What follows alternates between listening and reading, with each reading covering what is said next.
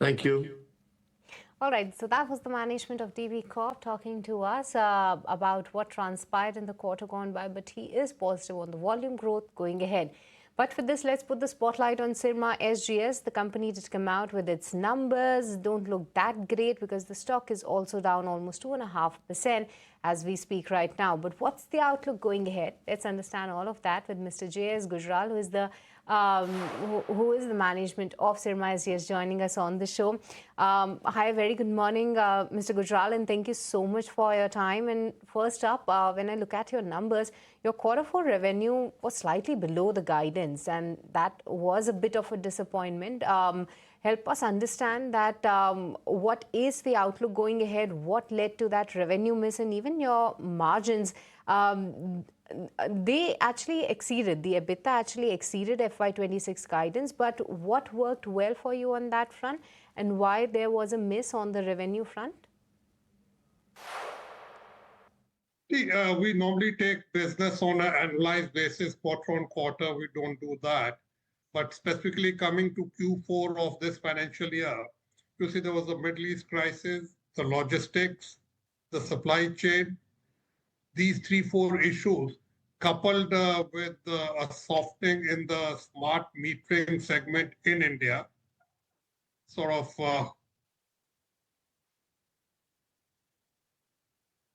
led to this slightly lower revenue in the Q4 because we are a bit choosy about the customers. We would not like to chase revenue for the sake of revenue. Revenue plus cash in the bank. That's the matrix which we adapt. And wherever the customers or anything don't fall into those metrics, we try to stay away from that business. Now, my core business, which was profitable with the positive cash flows and all those things, they are on a very sound footing.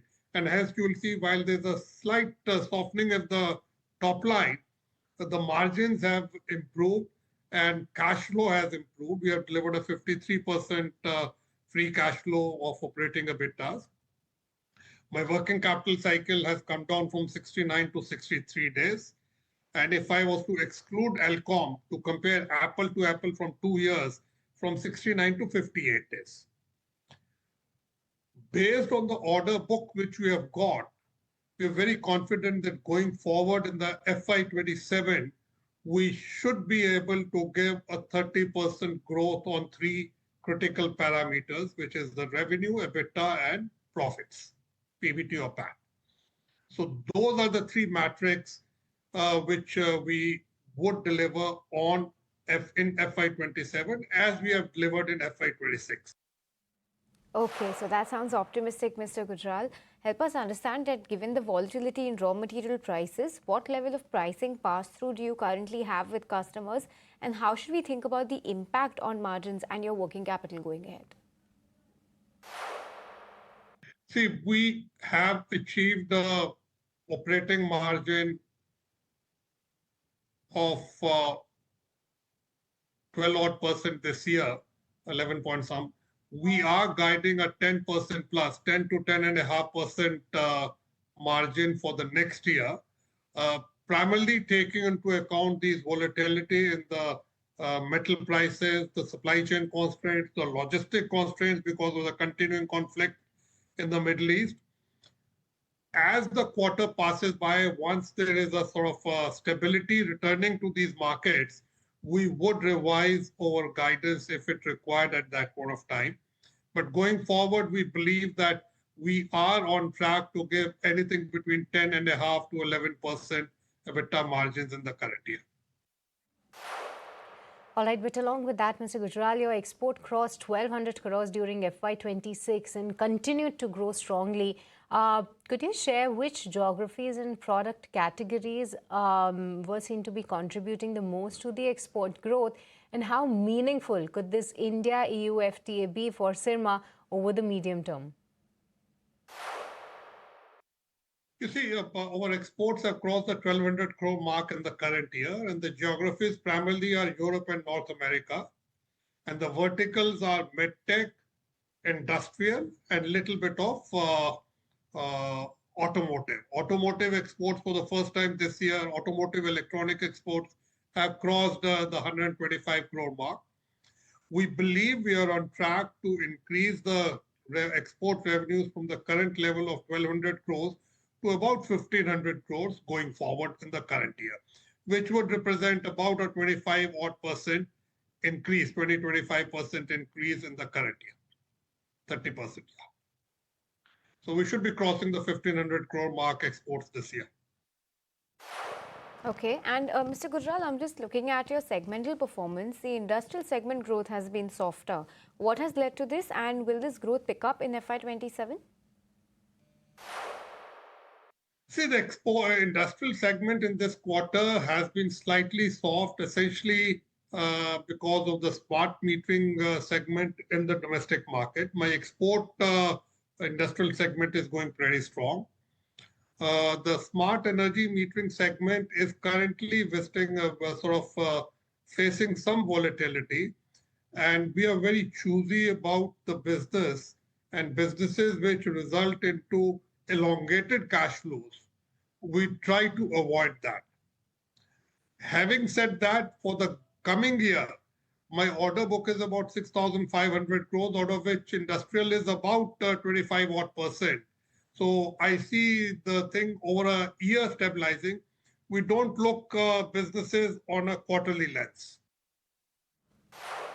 All right, but along with that, what is your current order book size? Can you please help us with the breakdown across various categories and segments?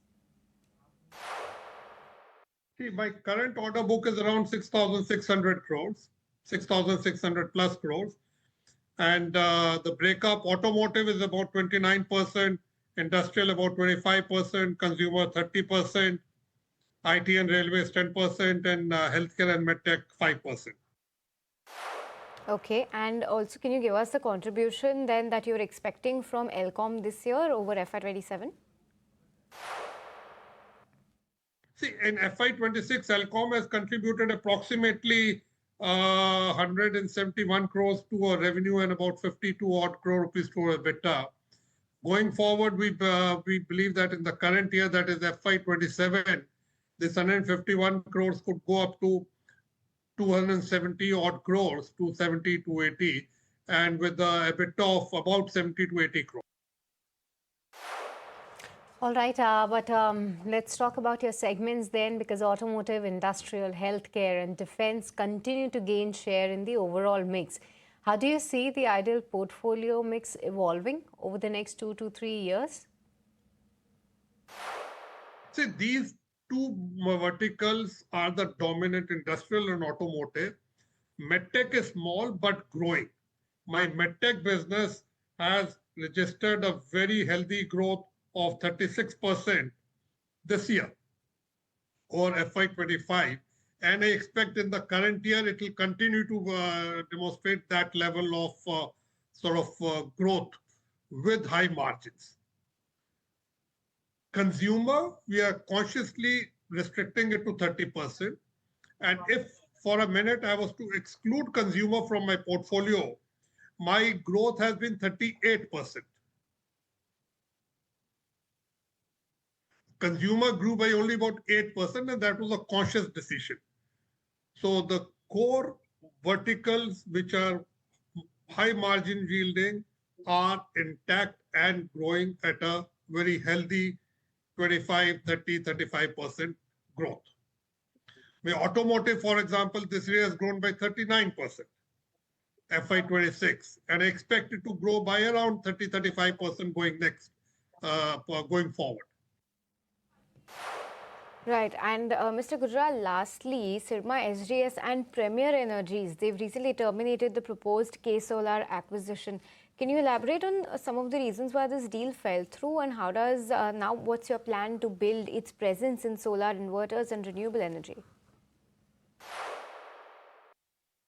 See, we had signed off an agreement with K-Solar, Premier and Syrma to acquire K-Solar. There were certain conditions precedents which the seller was not able to fulfill, and hence we decided to call off that agreement. Now, this does not mean that we are abandoning the solar energy space. we are very much on track and in discussions with several technology partners to put up a greenfield project. So it's a slight hiccup in the whole plan, but I think in the coming quarter you would get to know once we firm up the agreements with the technology partners. But renewable energy remains a focused area for future expansion. All right, with this, Mr. Gujral, we let you go. So good having you on the channel today. Thank you so much for your time and all the very best for the upcoming earnings.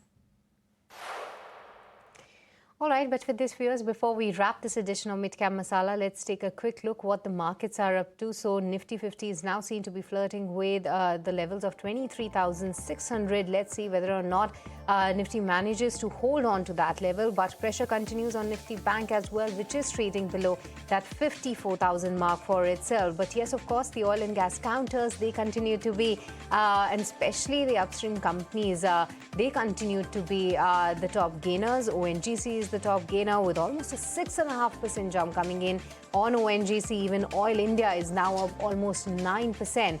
Other than that, the aluminium and the steel counters and metal counters, they are shining bright. Hindalco is one of the top gainers with almost 3% of gain, followed by Tata Steel, almost a 2% jump. But within the mid-cap space is the IT pack that is being hammered today.